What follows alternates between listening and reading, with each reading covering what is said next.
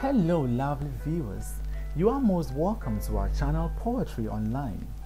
In this lesson, we shall be discussing the detailed analysis of the Song of the Woman of My Land by Oumar Farouk Sesay. The poem consists of 40 lines and 8 unequal stanzas. The Song of the Woman of My Land is by all standards a meditation on the numerous challenges of African women. The African woman has over the years been a victim of depression, oppression, exploitation, and other inhuman treatments.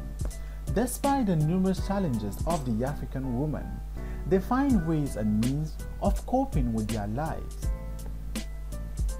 It is worth noting that the poet presents the African woman as unsung heroes who deserve the appreciation, accolades, and the standing ovation of their people.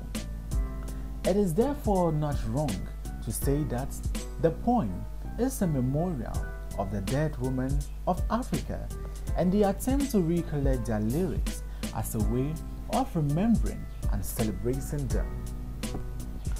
Let's now take a deeper analysis of the lines contained in the poem.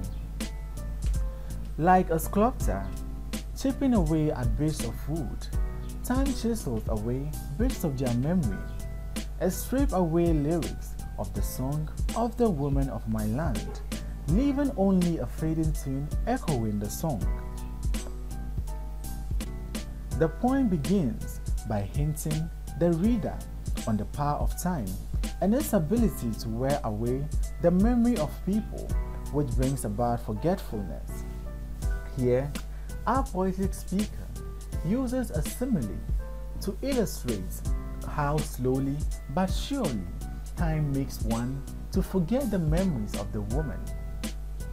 Just as a sculptor slowly and carefully chips off bits of pieces of wood in order to generate an object, same is done by time as it chips slowly and carefully the human memory till they can no longer remember anything. According to our poetic persona, time strips off the lyrics of the woman's song, leaving nothing to be desired, since their lyrics can hardly be remembered.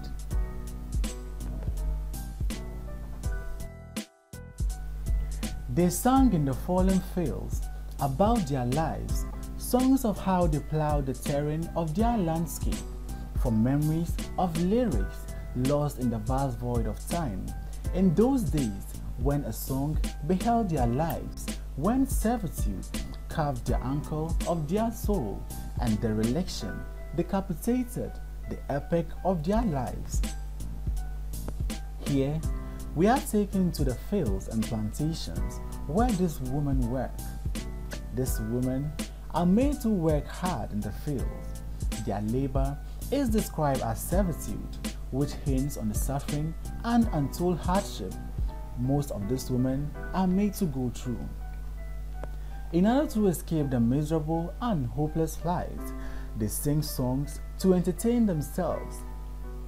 They sang of how they worked tirelessly and how they risked being killed for neglecting their duties. Despite being faced with many challenges, the women continued to sing and even celebrate their achievements. With a song, they sponge off their anguish to behold their collective pain, to celebrate their gains, give lyrics to the tune of their lives, cheat the tyranny of time, and commune with the yet unborn, to give meaning to an epoch lost in antiquity. Here, the poet continues to emphasize on the endurance of this woman. Even though these women are abandoned, exploited, and hopeless, they continue to find reasons not to give up on life as they warded off their collective anguish, sorrow, and pain by singing and telling stories about their lives. Yet, time strips the lyrics and scares the tune, leaving a dying song, dead, like the woman who died long ago, leaving the song to tell the story of their lives. Here, we get to know that time is capable of changing everything, whether good or bad. However, when we consider our poem, time is no friend of these women and their memories, songs, and stories. In spite of their hard work, endurance, and resistance to the oppression of time, it nevertheless succeeds in slowly fading away their lyrics, leaving nothing more to be desired. Therefore, our speaker considers the song to be dead, just as those women who died a long time ago. Today, the tune roams in the fallen fields, like their souls looking for lyrics to tell the tale of the servitude of the women of my land who plowed their toil and soul for a song to sing the story of their lives, the song of the women of my land, left in the memory of the wind, now feeding the verses of poets. It echoes in the wriggling, in rhythms and melodies, hollering in distant tunes, in places far afield the fallen fields, where the song of their lives died.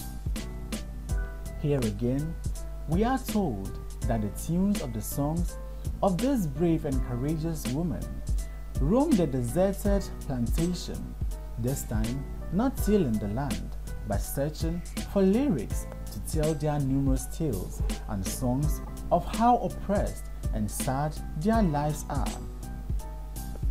The song turns out to be left in the uncertain memory of the poetic persona, who, like other poets, uses the lives of this woman as an inspiration of their verses.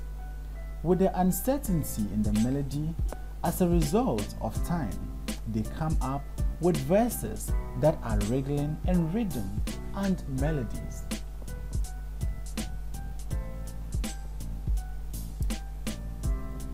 The stuttering lips of my pen and the screeching voice of my rib try to sing the song of the women of my land, in verses far from the theater of toil, where they left a song that now roams the land, stripped of lyrics like a scorned ghost.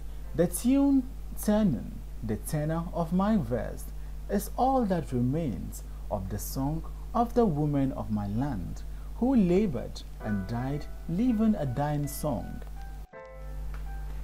Finally, the poet ends the poem by discussing his efforts at capturing the lives of the women in his verses. A close observation reveals that the lips of his pen stutters while his own ribs screeches in an attempt to sing the songs of the women of his land. However, all effort to capture the whole story and melody fails, since the songs were sung a long time ago. In addition to that, the lyrical content of the song have been stripped off by time, which leaves a fading tune and a dying song. Let's now shift our focus to the literary devices employed in the poem. There are many poetic devices employed in the song of the woman of my land, some of which include 1. Repetition. This is a figure of speech in which a word, phrase, or idea is expressed more than once for the purpose of emphasis. A few words and phrases have been repeated in this poem, some of which include time, song, lyrics, woman of my land, fallen fields, died, to mention but few. The repetition of these words draws our attention to them and helps to emphasize the poet's interest in them and the significance of the song of the woman of his land. 2. Alliteration. This is a figure of speech which involves the repetition of initial sound closely placed together. Here are a few examples. fallen fails. A repetition of F sound in fallen and fails. Tune turning the tenor. There is a repetition of T sound in tune turning the tenor. Soil and soul. Lyrics lost. Tyranny of time. A song to sing. All this adds up to the lyrical quality of the poem. 3 is personification, a figure of speech which gives human qualities to inanimate objects. For example, time is given the attributes of a sculptor which is capable of carving an object. Servitude is also personified as a law enforcing agent, and the pen of the poetic speaker is said to have lips. 4. Simile, a figure of speech which compares two things with the use of as and like. In line 1, we come across like a sculptor chipping away at bits of wood. In line 42, we come across stripped off lyrics like a scorned ghost. All these are examples of simile. 5. Metaphor. This is a figure of speech which makes an indirect comparison between two dissimilar items to bring out symbolism. Example includes: servitude carved the ankle of their soul. This means the women were mentally and psychologically shackled. Sponged off their anguish simply means their means of coping with the challenges they face. Tyranny of time implies that no one has control over time. Thanks for watching today's video. Please don't forget to like, comment, subscribe and share this video.